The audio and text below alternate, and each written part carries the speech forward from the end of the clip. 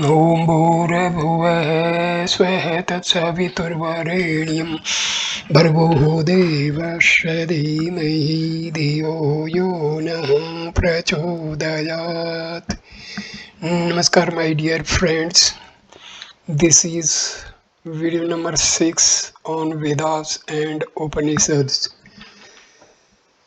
इस वीडियो को मैं शुरू कर रहा हूँ ब्रह्मा एज चित्त, that is consciousness. Many philosophers in the East and the West have come to the conclusion that the soul is to be conceived of as something similar to reason, spirit, thought, or intelligence. The very conception of Atma in the Upanishads implies that the first principle of things must, above all, be sought in man's inmost self.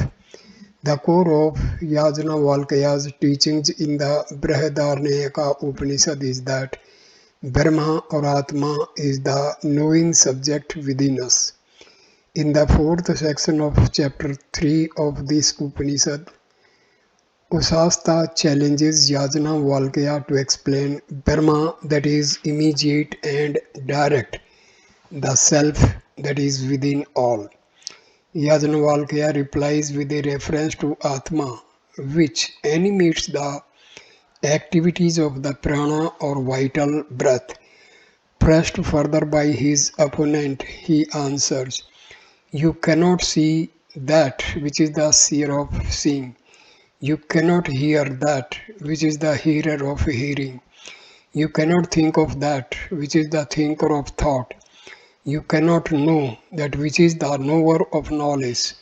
This is yourself that is within all, everything else, but this is perishable." How is the mental form of an object illumined by the light of Atma? The image of an object is carried to the brain by a sense organ, for instance, the eye. After passing through various seeths, koshas, it reaches at last, according to Hindu psychologists, the seat of the intellect. There the light of Brahma or the self which is reflected in the intellect illumines the mental state regarding the object, and thus one becomes aware of it. The mental image of the object is transformed into knowledge of the object, but this mental state is impermanent. Therefore, the consciousness, which in reality is Brahma, associated with the mental state, appears to be impermanent. A colorless crystal, as we have said, in the proximity of flowers of different hues, appears to be blue, red, yellow, or pink. Likewise, pure consciousness, which is a man's inmost self, when associated with the upadhis of different mental states, appears in different forms. One has the knowledge of a tree, a house, a stone, or any other object, and consciousness appears in association with these objects. Or one feels happy, unhappy, greedy, lustful, or angry, and again, consciousness appears only in association. One believes that the self is happy or unhappy. These emotions, however, do not pertain to the self. They belong only to the mind, and the mind is not Atma, though it is the instrument through which the consciousness of Atma manifests itself. Consciousness, which is a homogeneous entity, is in itself eternal, not discontinuous. It remains the same in past, present, and future. It does not come into existence, nor is it ever destroyed. This consciousness is Brahma. Generally, the experiences in the waking state are different from the experiences of a dream, and these again from those of deep sleep. But the consciousness that illumines all the three mental states never changes. The most graphic exposition of Atma as the knowing subject, persisting without change through the states of waking, dreaming, and deep sleep, death, rebirth, and the final liberation of soul is given in the third section of the fourth chapter of the Brihadaranyaka Upanishad. Here King Janaka asks of Yajnavalkya, what serves a man for a light? The sage first gives the simple answer that the sun serves a man for light. By the light of the sun he sits, goes out, works and returns home. When, however, the sun has set, ask the king. The moon, replies the sage, and when the moon also has set, fire, and when the fire is extinguished, the voice. But when the voice also is silenced, at last Yajnavalkya has to give the real answer. Then the self serves as his light. It is through the light of the self that he sits, goes out, works, and returns home. What is the self? It is the infinite consciousness dwelling within him in the midst of his organs and identified with his intellect. It is the light within his heart. It roams through the world of waking and dreaming, assuming the likeness of the intellect. It moves through this life and the hereafter and shares in their experiences of good and evil. It dreams, it puts aside the waking body and creates a dream body. It creates dream objects, chariots, animals and roads, pleasures, joys and delights, lakes, pools, and rivers. The self is the creator in the dream, and itself is the light to illumine the dream objects. It enjoys itself in the company of women, laughing. Sometimes it sees frightful things. Afterwards, the self moves into a state of deep sleep, and there experiences complete rest and peace owing to the absence of subject and object and of desires, like a great fish swimming alternately to both banks of a river. The infinite self moves to both these states, dreaming and waking. Then, just as a hawk or a falcon flying in the sky becomes tired and stretching its wings proceeds soaring to its nest, so does the infinite self proceed to the state of deep sleep where it feels no desires and sees no dreams. In that state, the self has no consciousness of objects and yet is not unconscious. But nevertheless, though moving as it were through the three states of waking, dreaming, and deep sleep, or through different births, the self remains in reality untouched by their experiences, for nothing cleaves to the self. It is the inner consciousness, the self, that is the real agent of perception. The senses are mere instruments. He who knows, let me smell this, he is Atma. The nose is the instrument of smelling. He who knows, let me say this, he is Atma.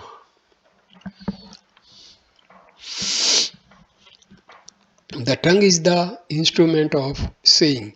He who knows, let me hear this, he is Atma. The ear is the instrument of hearing. He who knows, let me think this, he is Atma. The mind is his divine eye. Into him, as eye, all forms are gathered by the eye. He reaches all forms. Into him, As ear, all sounds are gathered by the ear, he reaches all sounds. As Brahma is the essence of being, so it is the essence of consciousness or light. Brahma needs no other light to illumine itself. It is self luminous, it is pure, it is the light of lights. It is that which they know who know the self. All material objects such as trees, rivers, houses, forest are illumined by the sun. But the light that illumines the sun is the light of Brahma. The sun does not shine there, nor the moon and the stars, nor these lightnings, nor to speak of this fire. When he shines, everything shines after him. By his light, everything is lighted. Brahma is Anandam, bliss. He perceived that bliss is Brahma.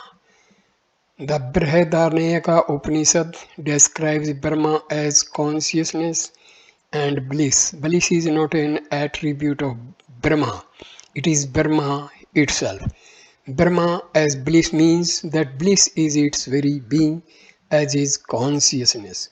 Brahma is the immeasurable ocean of bliss, the bliss that knows no change.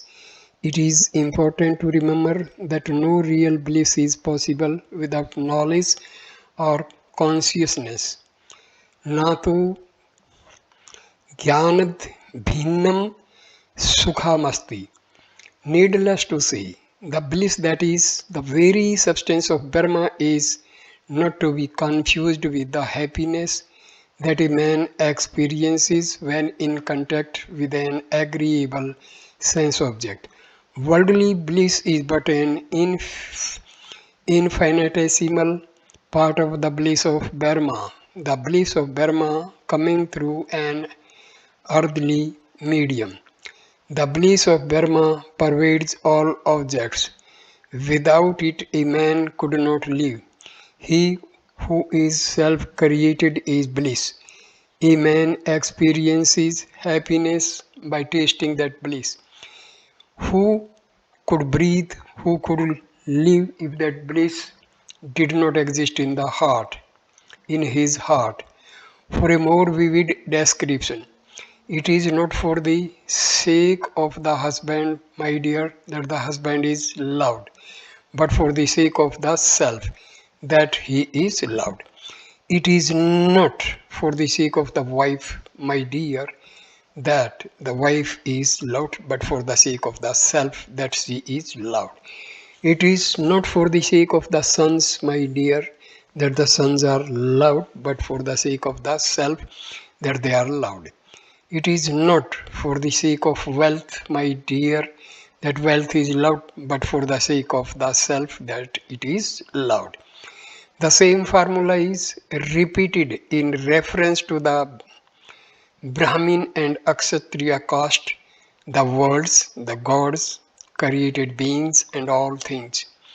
Then the magnificent passages concludes with the following exhortation.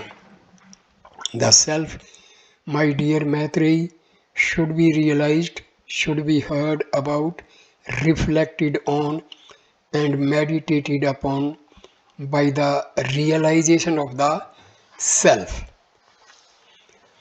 My dear, through hearing, reflection, and meditation, all this world is known.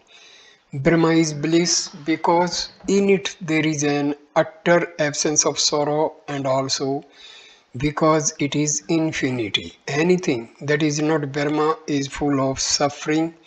Ato anyad artam. The self is free from sin, free from old age, from death and grief, from hunger and thirst, imagining nothing but what it ought to imagine, and desiring nothing but what it ought to desire. He is the highest Lord. He is the supreme master of all beings, the guardian of all beings, a boundary keeping all things apart, and in their right places. Brahma is bliss because it is infinity. That which is infinity is bliss. There is no bliss in the finite. Out of the blissful Atma it is said, joy is his head, satisfaction is his right side, great satisfaction is his left side, bliss is his trunk, and Brahma is his spout.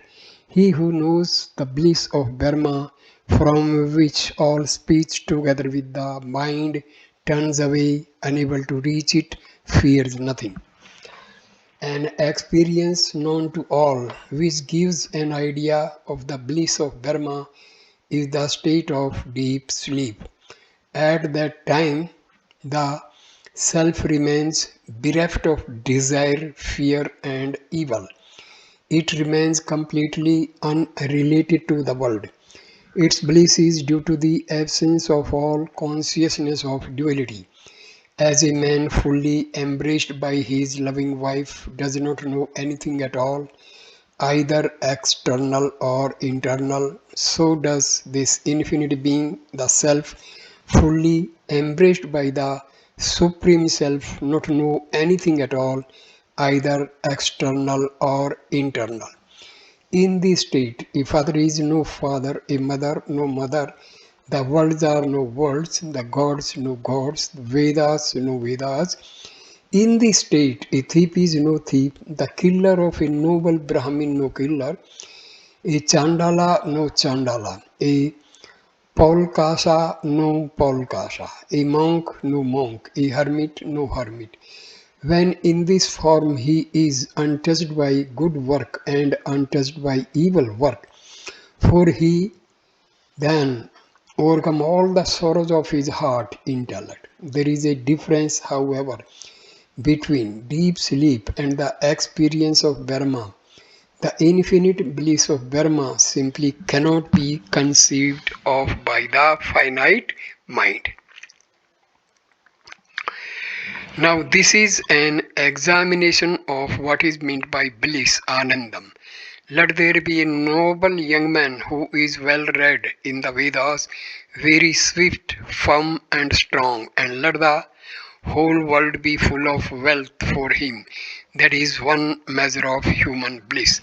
100 times that human bliss is one measure of the bliss of human Gandharvas, and likewise of a great sage learned in the Vedas and free from desire. 100 times that bliss of the human Gandharvas is one measure of the bliss of divine Gandharvas, and likewise of a great sage learned in the Vedas and free from desires. 100 times that bliss of the divine Gandharvas is one measure of the bliss of the fathers enjoying their celestial life, and likewise of a great sage learned in the Vedas and free from desire. 100 times that bliss of the fathers is one measure of the bliss of the Devas, who are endowed with heavenly bodies through the merit of their lawful duties, and likewise of a great sage learned in the Vedas and free from desire. 100 times that bliss of the Devas is one measure of the bliss of the Devas, who are endowed with heavenly bodies through the merit of their Vedic sacrifices, and likewise of a great sage learned in the Vedas and free from desires. 100 times that bliss of the sacrificial gods is one measure of the bliss of the 33 devas who live on the sacrificial offerings, and likewise of a great sage learned in the Vedas and free from desires. 100 times that bliss of the 33 devas is one measure of the bliss of Indra, and likewise of a great sage learned in the Vedas and free from desires. 100 times that bliss of Indra is one measure of the bliss of Brihaspati, and likewise of a great sage learned in the Vedas and free from desire. 100 times the bliss of Brihaspati is one measure of the bliss of Prajapati, and likewise of a great sage learned in the Vedas and free from desires. 100 times that bliss of Prajapati is one measure of the bliss of Brahma, and likewise of a great sage learned in the Vedas and free from desires. In other words, the bliss of Brahma cannot be measured by any relative standard, human or otherwise. Through the performance of the sacrifices prescribed in the scriptures, one may experience after heavenly worlds. After death, measures of this bliss in ascending degrees in the different heavenly worlds. But if one assimilates the teachings of the Vedas and renounces desire through the practice of spiritual discipline, one can enjoy those measures of bliss here on earth. Moreover, if a sage is completely free from desire and gains self-knowledge, he attains the full bliss of Brahma before death. His mind has transcended the horizon of the finite and become identical with the consciousness of being. The experience of deep sleep, which is free from desires, fears, and evils, is not a permanent realization. A man loses it on awakening, whereupon he returns to the world of the pairs of opposites. Through the practice of spiritual discipline, however, one can attain the knowledge of Brahma permanently and enjoy without interruption that superlative bliss. Summary of the discussion on Nirguna Brahma. We have tried above to indicate something of the nature of Nirguna Brahma, the unconditioned Brahma or pure consciousness as discussed in the Upanishad. It is a negation of all attributes and relations. It is beyond time, space, and causality. Though it is spaceless, yet without it space could not exist. Though it is timeless, yet without it time could not exist. Though it is causeless, yet without it the universe bound by the law of cause and effect could not exist. Only if one admits the existence of Nirguna Brahma as an unchanging substratum can one understand proximity in space, succession in time, and the interdependence in the chain of causality. Without the unchanging white screen, one cannot relate in time or space the disjoint pictures in a cinema film. No description of it is possible except by the denial of all empirical attributes, definitions, and relations. Neti, neti, not this, not this. Obviously, Nirguna Brahma cannot be worshipped, prayed to, or meditated upon. No relationship whatsoever can be established with it. Yet it is not altogether detached, for it is the very foundation of relative existence. It is the setu, dike, that keeps asunder these worlds to prevent their clashing together. This setu neither day nor night crosses, nor old age, nor death, nor suffering. It is the intangible unity that pervades all relative existence and gives a strong metaphysical foundation to fellowship, love, unselfishness, and other ethical disciplines. Being the immortal essence of every man, it compels us to show respect to all, in spite of their illusory masks.